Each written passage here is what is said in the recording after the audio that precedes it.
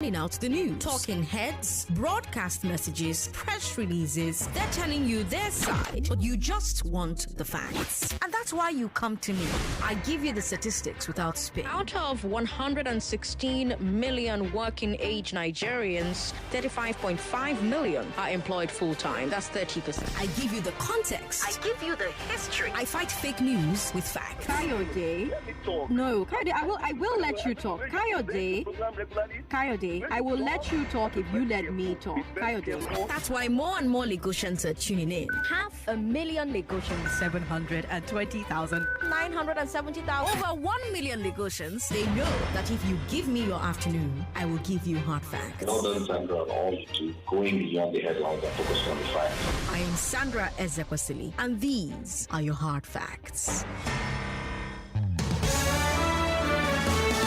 Hello, Lagos. Good afternoon. I am Sandra Ezekwesili, and these are your hard facts. First hard fact of the day: INEC has declared Bola Ahmed Tinubu as winner of the highly disputed 2023 presidential elections. All over the country, Nigerians are reacting to the announcement, some positively, some negatively. Here on Nigeria Info FM, we're asking all Nigerians to remain lawful. Don't resort to violence because you are angry with the result. Don't resort to violence because you are happy with the result and you want to pay people back. We need to have a country after the elections and after the legal process, if there's a legal process. We have a number that you can call, by the way, if you witness anything today. Call Nigeria Info's newsroom on 01465 7175. 01465 7175. Second hard fact of the day: Peter Obi says he will be addressing Nigerians and the international community shortly. He sent out a tweet via his verified Twitter handle at 2:27 p.m. So I'm keeping my eyes peeled for that. Once that starts to occur, I'll take you over to wherever it is that he's addressing Nigerians and the international community. Already his vice presidential candidate addressed an international press conference at the Labour Party headquarters in Abuja. Thank you so much for tuning in today. Let's talk about Tinubu's acceptance speech. Then let's talk about election processes and technology.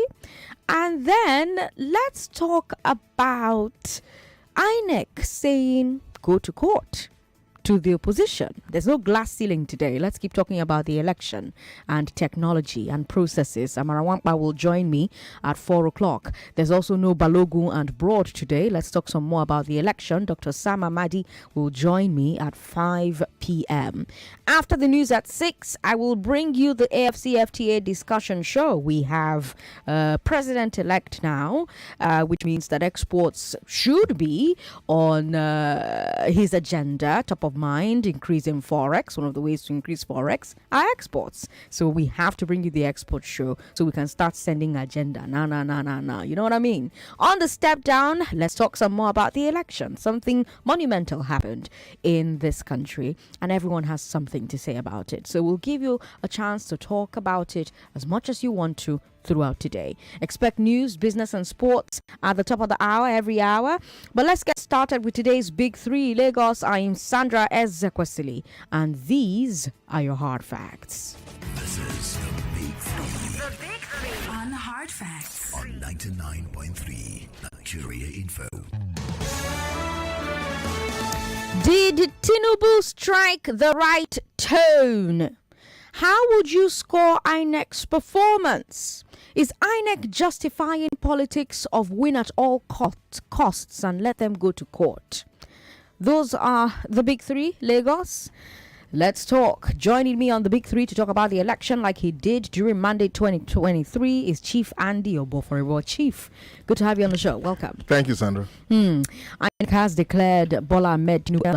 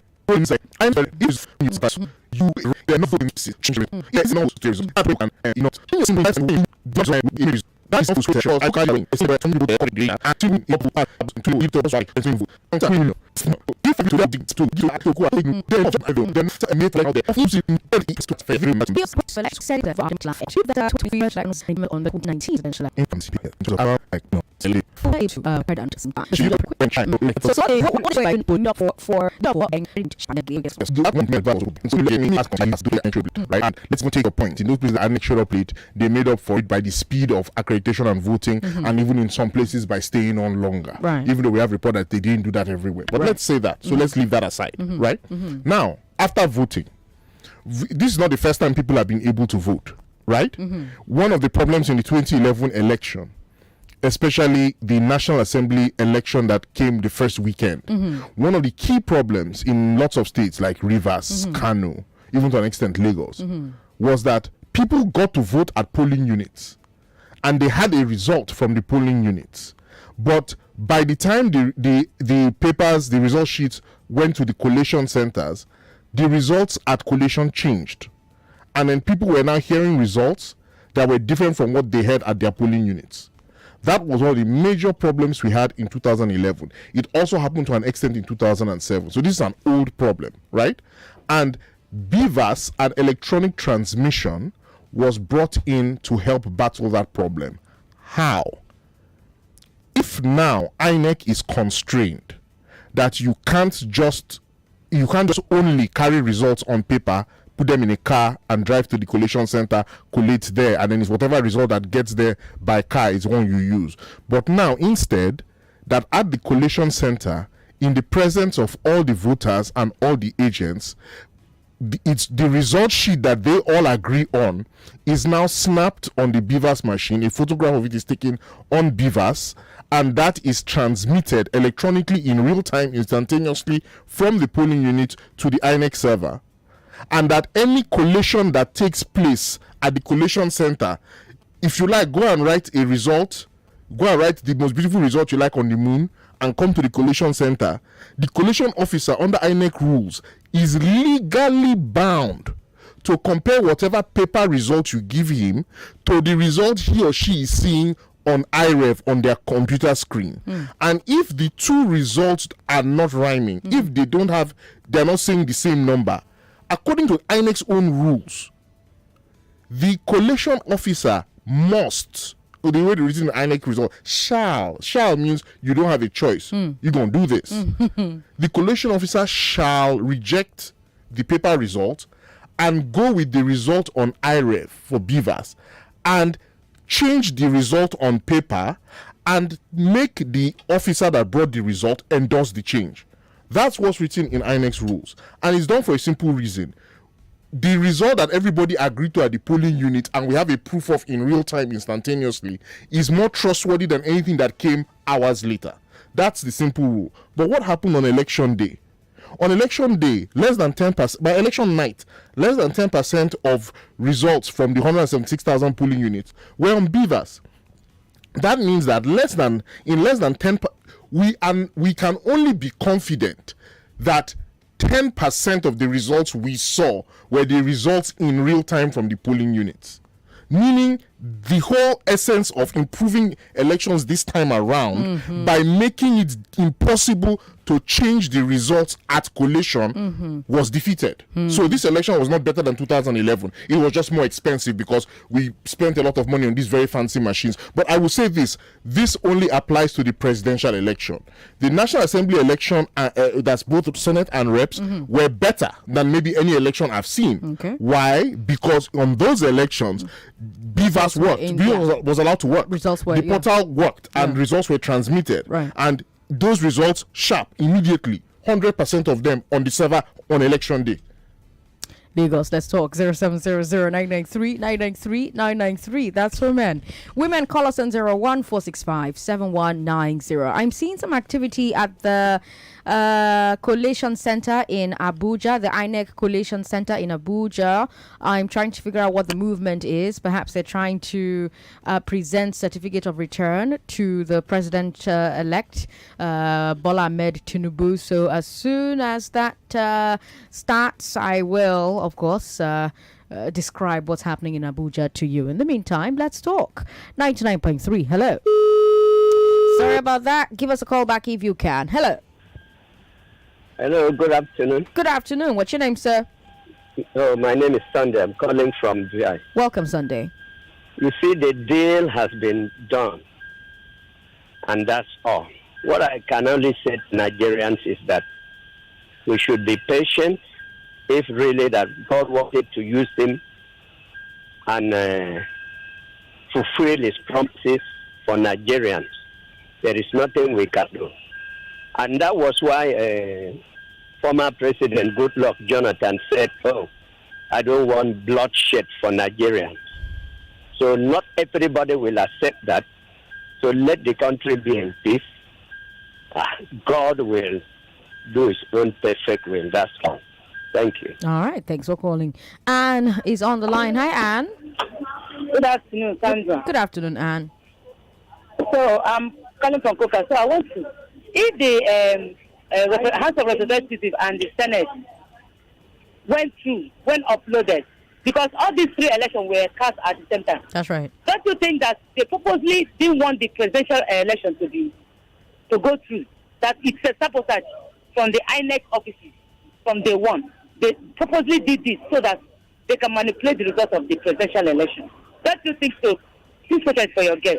Okay. Thank you. Thank you very much. Is the question for my guest or is the question for lawyers? Well, I don't think even lawyers can answer that. It's more like a question for the police. Because, the question here is, did INEC, conspire to sabotage the election? That's what she's asking. Because for that one, if you have three servers, one went down, the other two worked. Three portals, one went down, the other two worked. Like, was that deliberate or was that an error? That requires an investigation. That's a police matter. That's a police case. But I will say this. I'm going to just talk using only publicly available information, or like you always say, stick to the facts. So let me stick to the facts here, right? The way the BVAS was meant to work, right? BVAS on that election day, there are three different addresses, servers that, like, let's say phone numbers, let's put it that way, that BVAS can send results to, right? One for House of Reps, one for Senate, one for President. That worked. House of Reps line was working, it went there, no problem. Presidential line didn't work, right? So they could send, right? People started trying to send election results by like 4:30 or so, right? 2 hours, maybe, like, let's just say, right? From that time till midnight, that's 8 hours, like that, right? So for 8 hours, one of the question is this: at any point in those 8 hours, while this thing was down at a time when INEC under its law should have been sending results across on that server, presidential, did INEC come out and say, we are experiencing a technical difficulty, please bear with us? 24 hours later. That's why I said in any time in those 8 hours, the remaining 8 hours of election day, did INEC at any point say to anybody, even if they didn't come on TV, did they say to the political parties, this is what the problem we're facing, please, it's not foul play. Our IT people have disappointed us, or one thing or the other. Please bear with us. This is how we are rectifying the situation. Or this is not, we understand that because of this failure, we are not going to be able to use IREV and BVAS for instant transmission to verify results for the presidential the way we're doing with reps and senate. This is the plan B that we are now using to rectify this. INEC did not do any of those things. And in fact, by the way, when I say INEC should have communicated this is the plan B, INEC didn't even need to come up with a new plan B. Lagos, you know that there's already a plan B written in the guidelines. The INEC's electoral guidelines spells out what INEC should do if IREF goes down or Beavers goes down. If the collation officers and the returning officer are required under law that if they see a result in front of them that didn't come from Beavers and there is no Beavers record for that polling unit, there is no IREF record and it cannot be retrieved, then they have to go back and take the paper polling unit result that was given, the copy at the polling unit that was given to the political parties and the police. Now, again, I ask, in those 8 hours after the election, has any political party come forward to say, in this polling unit, INEC came to us to ask us for our polling unit result sheet because Beavers went down? Let's hold that thought. We'll take a break. When we come back, Lagos, let me take your thoughts as well. You're listening to Hard Facts on 99.3 Nigeria Info. This is the big three, and it's essentially a big one. We have a president-elect who is currently waiting to receive his certificate of return. I'm Sandra Ezekwesili. Don't go away. In a moment.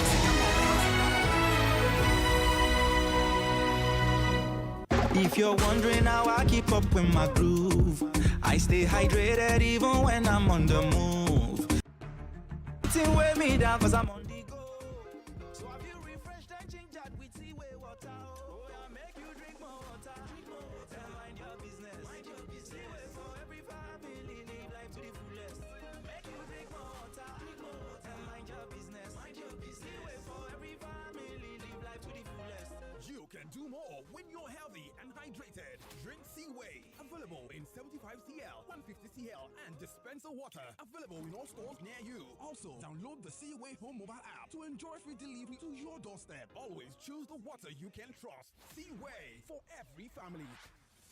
Group A of the I Beg to Differ Tournament of Champions has 3 ambitious debaters gunning for glory. Deborah Pamzat went from playoffs to runner-up in March 2022 in upset after upset. But this time, Lagos knows never to underestimate her. Chiagozie Isidore Ogbonna Ugu won the first ever I Beg to Differ match, beating future champion Ruth Okorocha. But he lost in the quarterfinals of that same tournament to finalist Emanuela Nnadi. And now, he's in a group with the girl who beat Emanuela, Tamvita Kaushik. The first ever champion is the group's top seed.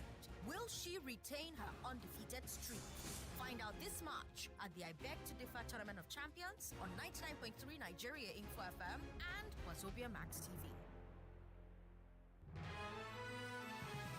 You are listening to your number one station for talk. Your number one station for talk. 99.3 Nigeria Info. Let's talk. I'm Sandra Ezekwesili. 0700-993-993-993-01465-7190. Hello, thank you for calling us. My darling Sandra, this is Meg. Meg, how you doing? I am not doing okay at all. But it is well. I wanted to just share my thoughts. Okay. In life, for me who have children, I like to lead people by good examples. Okay. What we saw happen on Saturday and what we're experiencing now are lessons for us all, because our children would ask us in future where we were when all these things were happening. The rules of the game were changed whilst the game was on. And somebody is telling us after beating us that we shouldn't cry. I wonder who does that. If I beat my child, I won't tell him not to cry. I will leave him to cry for as long as he wants to cry. It is quite unfortunate. I will tone down what I want to say because of my love for you. Thank you. But again, like I said, I have been so weak all day. Yeah. Who does this? What a country. What a country. There's nothing like losing gallantly. Let's know we lost. Not this. And INEC says go to court. So let's see what plays out. I want to encourage everybody, if we come out onto the streets, there is no point. Innocent people are just going to die. So let's take it in our stride and plan to do better. I also want to encourage everybody who came out to vote last Saturday to come out and vote. Let's move forward in our country, Nigeria. Thank you very much for the opportunity. Thank you very much, Meg, for calling. Ekene is in Ikeja. Ekene, how are you? Yeah, Sandra, good afternoon. Good afternoon, Ekene. God bless you for the nice job. Thank you. And God bless my brother in the studio who has said well. As I said, this is Ekene call from Ikeja. You see, Sandra, do you know if I'm angry? What? For the whole thing. What's you angry? It's the audacity of the INEC chairman himself. Okay. You see, when someone is at fault, show remorse is very necessary. But the funny thing about the man is acting as if all is well. When none is well, it is at fault. If something is wrong, based on what my brother said, which is true, if there's something wrong for the so-called server, why won't you let Nigerians to know? And again, nothing is wrong. Why? The same beaver that can upload the House of Representatives and Senate, they now remain the Christian one that Nigeria is interested and is all can come out standard. We are not full in this country now. The beaver is a technology thing that someone can easily be stored. And again, I make himself. He's not fault. He violated his own constitutional right. What did he do? The law said that when during election in the each polling unit, please, brother, if I'm mistaken, correct me. He said that in the polling unit, each place, when votes finish and count, let the agents of all the political party representatives, they will sign, right? Mm-hmm. And took picture with it and upload it. Yes. And that's what we Nigerians are saying. That is exactly what Dino is demanding for that. So people are blaming the right. And at the end of the day, the thing is not uploaded. So somewhere, at the result, and bring it to Abuja. And you expect us to say as if we are rubber flag. And again, do you know the work of that beaver? What? I was saying. That is the reason why you see Nigerians was very interested in going to the first election. Mm-hmm. Sandra, the way they ring the election in Nigeria is this. When the vote finish, the result to the center, to state. On purpose of going to that state capital. That is why they change it. But do you know why Nigeria was interested? Why? Now, after voting, you want to upload it. So that if you upload it, the thing will relate to Abuja. So that when the electoral officer in the state come to Abuja, if they want to bring a wrong information, is in the is telling me as an obedient fan, and I'm speaking the behalf of all my fellow youth of Nigeria who still farm to fight this battle. The battle have not lost. And the P2B, we are proud of you. May God bless you. You're a great man. And Nigeria youth, may God bless you. Man. All right. Thank you very much for calling. Now, I want to go back to the speech of Tinubu. I know there's so much to talk about and there's very little time to really talk about it. Lagos, please bear with me. We're going to keep talking about this. Not to worry. Again, no glass ceiling, no Balogun abroad, election conversation throughout. You and I, we're going to do this. I've got Chief Andy Oboforibo in the studio with me. He's an analyst and we're taking a look at the outcome of this entire process, and we've started with the acceptance speech of Bola Ahmed Tinubu. Tinubu also extended the hand of friendship to his opponents and promised their supporters that he would run a fair government. Was that an important note for him to strike, given the mood of the nation right now? Yes, I think that was good. I mean, he also did a bit of jackery at the expense of his opponent, talking about Atiku Bagudu. He told me you have to go and change your name, and stuff like that. But I think that's just, humor, right? But I think, I didn't expect him to do anything different. I expected him to say, you know what, let's all work together. Because it's always easier to say that when you're the one declared the winner. Now, in the spirit of national healing, right, and reconciliation, because I saw protests in Abuja, we've seen protests in Delta. I watched a video of a man in Plateau who was daring the police and DSS to come and arrest him, talking about the votes allegedly from Plateau and how they were allegedly shredded by the time they got to Abuja. I'm seeing all of that anger, right? And I'm thinking about, Tinubu and the APC asking Peter Obi and Atiku Abubakar to, do what Jonathan did in, I believe this was in 2015. So in the spirit of national healing, national reconciliation, should Tinubu's opponents, especially Peter Obi and Atiku Abubakar, take back their rejection of the results, congratulate Tinubu, let this matter rest? Well, it's a fair question, and it's a sentiment I'm hearing a lot of places. Well, for the sake of peace, for the nation to move forward, I'm hearing that a lot. I will say this though. Right now, currently, our current president is retired General Muhammadu Buhari. He's finishing his second term, right? Before winning the presidency, when Jonathan conceded to him in 2015, President Buhari had run in 2003, 2007, 2011. And 2 of those 3 times, he went to court.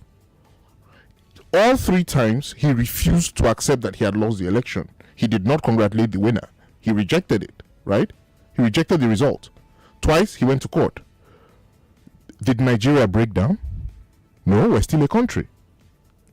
He came back from that and won election twice, right?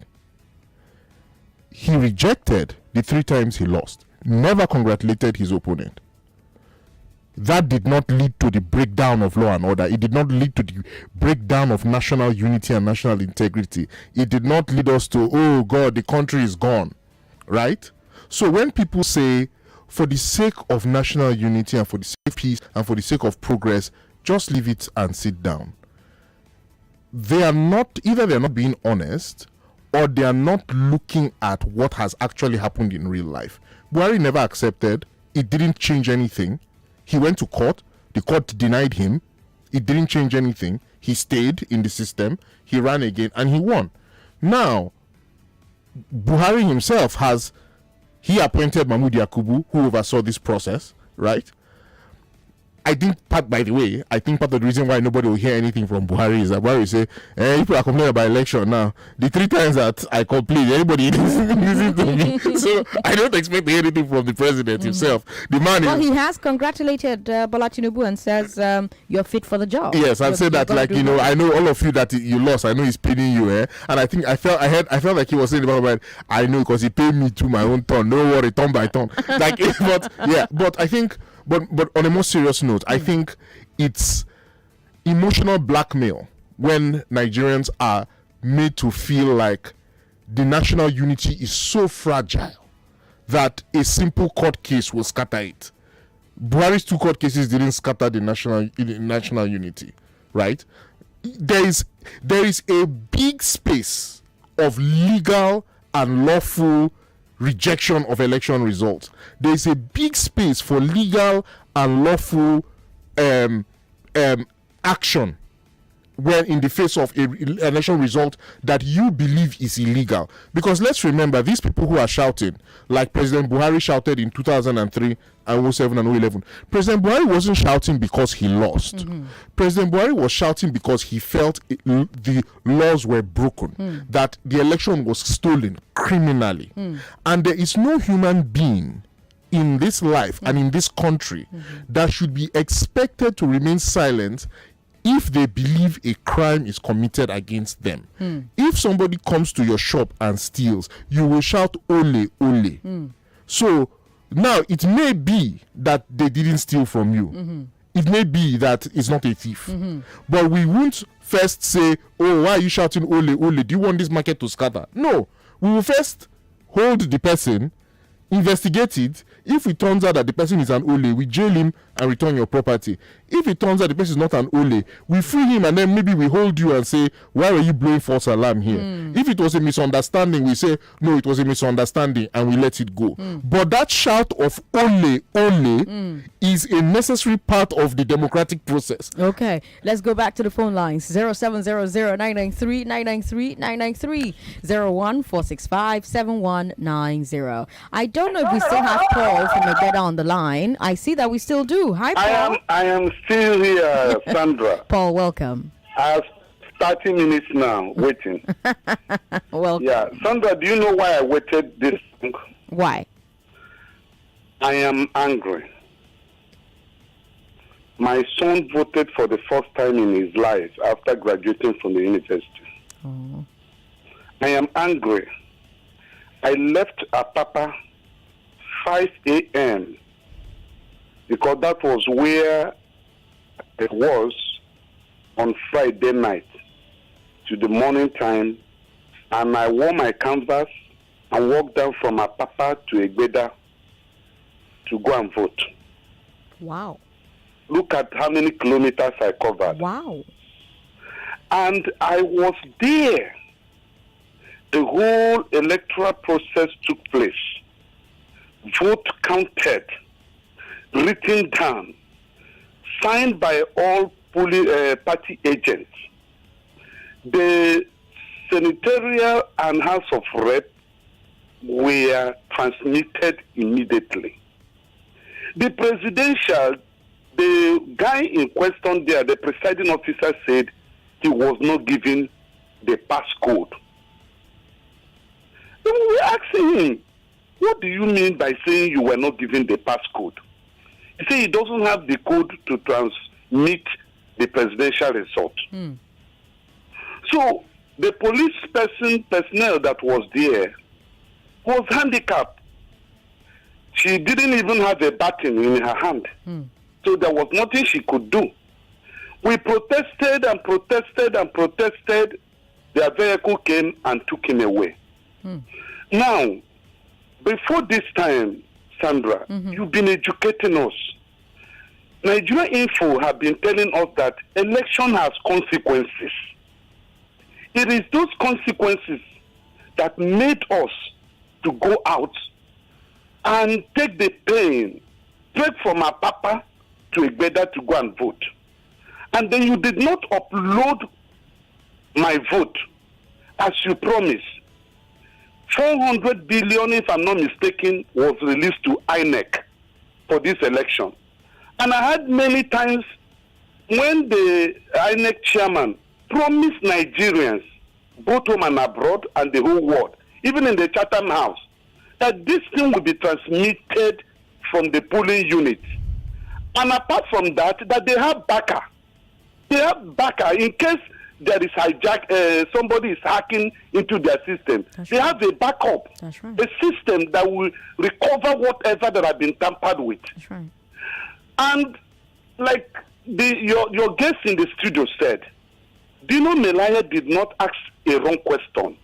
He asked the chairman, anyone presenting this result, please, he should clarify if he has uploaded it in the system, which is the right of Dino Melaya and the rest of Nigerians to know. So my question today is this. Why is it that the chairman of INEC refused to tell us why the presidential results were not uploaded? That's number one. Number two, why did he contravene the law that he and his office set to regulate this election? I want your guest to please answer me. Thank you. All right. I should clarify. My guest is not the spokesperson of INEC, but Chief Andy, go ahead, please. Well, in terms of why didn't the presidential result get uploaded automatically? As you can see, we have conflicting information. On the one hand, a lot of people, a lot of Nigerians, and 1 million Lagosians cannot be wrong. And they keep calling and they keep saying the same thing, because I was with you all the way from Election Day, Sandra. That's right. And they kept on saying the same thing. The reps and Senate results were transmitted. Time to transmit the result. The polling unit staff, the presidential result, the INEC staff said they didn't have the code, they didn't have the passcode, right? People were saying that. Later, Festus Okoye of INEC came the next day and said that he doesn't understand what's going on, like they're trying to find out why were these our staff not transmitting the results in real time. It was very critical, and we're trying to see why they were not working with the ICT teams to fix whatever problems they have. So in that moment, Sandra, Festus Okoye was talking about it as if it wasn't a central problem, a central fault. The problem was coming from the field with the staff were wrongly refusing to transmit. Then a few hours later, we get that message from INEC, that statement saying that what happened was that the presidential portal went down, and it went down because so many people were trying to send results at the same time. Because if you remember that House of Reps is only in a constituency, each constituency has their own server. That's right. Statewide, Senate, there's the state server to receive all of that, right? But national, the presidential is national. Everyone's result is going to the same server. So apparently, upon the 114 billion that INEC spent, apparently it can't receive 176,000 messages at one go. Sandra, I listen when I'm not in Lagos. I listen to Nigeria Info on the Nigeria Info app, and I know that all over the world, more than 176,000 people use the app as streaming the app in real time every day, and the app doesn't go down. So I'm wondering why after 114 billion, INEX app cannot just take, it's not even streaming, just a short picture upload by 100 and something thousand people at once. But be that as it may, if that was the problem, why were we hearing about passcode at polling units? And if that central failure was the problem, why is it that the next day, Sunday, when Festus Okoye was talking, he didn't say, oh, our server went down? He said he even denied it. Exactly. No, sorry. It wasn't him who did. Oh, yeah, he denied it, actually. Right. I remember that the DG for Labour Party came on TV and was talking about hearing about servers being down from diplomats. Yes. And Festus Okoye made reference to that interview and said, people are talking about his server, but I can assure you there's nothing wrong. He was saying that it was the fault of the staff at the polling units, that they're not transmitting, maybe they're having some technical issues themselves. Yeah. So, you see, at variance, and Festus Okoye has not I feel like Shade is going to come and call about Festus Okoye, but he has not come out to clarify. That's Alex. Alex, sorry. He has not come out to clarify and say, well, that thing I said about the server was up and it was actually a problem from the polling unit staff, I was incorrect. It turns out the server was down. Or actually, yes, I was correct, and the other statement that contradicts me is the one that's incorrect. But up until now, nothing. And up until now, the only man who can clarify for us, Mahmoud Yakubu, who is giving the certificate of return right now, has not clarified. Lagos, join the conversation. 0700-993-993. That's for men. Women, call us on 01-465-7190. But before I come back to Lagos, let me confirm that yes, indeed, Bola Ahmed Tinubu has received his certificate of return. He's wearing a white agbada and a red, I don't know what this cap is called, but you know that cap he wears, his signature cap, he's wearing that. It's a red one and has a white design, the white bat design on it. Shetima is moving forward now, the vice president-elect, moving forward now to also go receive his own certificate alongside his wife. Do you, did anything else stand out for you from Tinubu's first public address after INEC declared him a presidential election winner? Well, I noticed he was very focused on the youth, and that to me says everything that we need to know about this election, because everybody knows that the shocks of this election simply came from young people getting up and voting, right? And that sent a serious shock to the system. Bola Ahmed Tinubu lost a presidential election in Lagos, right? Like, this is the first time that his candidate has lost in Lagos. Not that it's himself, it's the candidate. But 09, 99, 03, 07, 11, 15, 19, his candidate always wins. This time, his candidate lost himself. And that's because young people stood up. Young people, we all know, some of us act like we don't know, but we all know that since NSAS and since Lekki massacre, young people in Nigeria have been hurt, angry. And there was a lot of taunting of young people after that. Very inhumane taunting of young people, considering that their comrades were shot and killed. But people said, that's what you get for coming outside to protest. Next time, go to the ballot box. Why are you going to protest? So, you know what? They said, okay, bet. And let's remember that. I bet. And let's remember that Chief Bola Tinubu, when asked about the Lekki massacre, the Lekki toll gate, he said if there he of course didn't confirm that there was one. He said, well, if they were shot there, what were they doing there? And I know that a lot of young people didn't find that funny. And young people rejected Bola Tinubu at the polls. That's very clear. It's clear from all the opinion polls. By the way, it's not because, you know, a lot of your callers were dragging you a lot about the opinion polls, right? Yeah. But now I think it's very clear that a lot of the opinion polls were very accurate, right? Opinion polls like Steers Business opinion poll projected that Obi would beat Tinubu in Lagos. Many people said that that's evidence that the polls are phony. But it happened. And it happened because, as the polls said, young people overwhelmingly were rejecting Tinubu and Atiku and overwhelmingly supporting Obi. So in his acceptance speech, Tinubu seemed to have recognized that and was almost going out of his way to court young people to say, don't worry, I'll make sure 4 years is 4 years in the university. During the campaign, he had said 4 years will be 8 years. So I think he had to correct himself there. And then he said, don't worry, I'll make sure there are jobs. I'll make sure you won't have to leave the country. In fact, some of you who have left will come back, etc., etc. He was really like putting on the music for the young people. He said very notably, you have been heard loud and clear. Yes. I think the whole country has heard the young people loud and clear. My question is whether the country has listened. Has the country listened? Now, all of this happened in the very early hours. Like I said, I was asleep. I missed the announcements, as I'm sure a lot of Nigerians did as well. I woke up at 6 a.m. and turned the news on, and I was seeing a replay of, the acceptance speech. I'm like, acceptance, wait it happen. INEC announced the results shortly after 4 a.m. at 4:10 a.m. today. Some Nigerians didn't like the optics of that, especially with all the controversy surrounding the election, because the idea of INEC declaring a result before the country woke up, so to speak, it felt off to some Nigerians, but other people say that this was purely a procedural decision.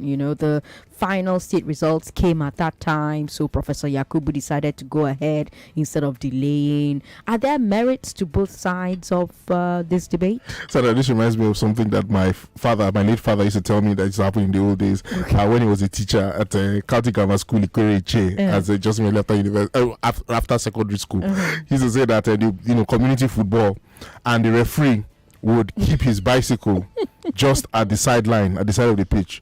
And the referee, towards the end of the match, he would just be moving slowly. He would get to add the touchline right next to his bicycle. In fact, his leg will be on the bicycle when he blows the whistle. Pew! And then...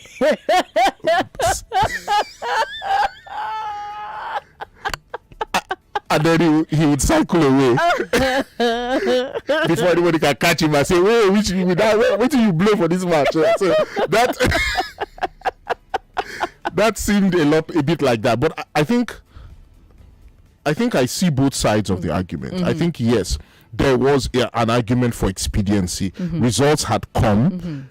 Things were a bit tense in the country, so I can understand why Professor Yakubu would want to just quickly announce the results whenever they came. At the same time, I think because things were tense, and it is a new government after all. Yes, I think it would have been much better if it happened in the day. But things were also happening, and perhaps Professor Yakubu just wanted this thing to be a done deal. Because with elections, we all know, until that result is announced, anything can happen. Once the result is announced, it's a done deal. Tinubu has collected his certificate of return. It's time to go to court if you don't like the result. But in the night, last night, all kinds of things were happening. Of course, we saw the two former presidents come out against the result. We saw Nigeria Praise, a group founded by... Well, what's it called? Abdusalami didn't come out against the result. He came out to say, let INEC look into some of the complaints. Let INEC look into the result. Yes. Then we had Nigeria Praise, the group founded by former President Yakubu Gowon, also coming out to call for reconsideration. So it looked a lot like something was happening with the people who are usually in the background. And so I'm not surprised that the INEC chairman said, let's just wrap this up. All right, let's take a break. When we come back from this break, we'll join Abuja, where Bola Ahmed Tinubu, Nigeria's president-elect, is giving his first speech after receiving that certificate. More conversation, more talk, more right after this. Some are calling Group B the Group of Death as they beg to differ Tournament of Champions. Hamid Olarawaju is a past quarter-finalist and finalist and has only ever been beaten by champions. He wants revenge against Amvita Kaushik and Esther Bewaji, but first, he must make it out of this group. Redemption is also calling for Ramadan Oladipupo, the people's champion. Beaten in a controversial semi-final, he's here to prove that maybe he should have been in this group as an actual champion. But that title belongs to Ruth Okonkwo.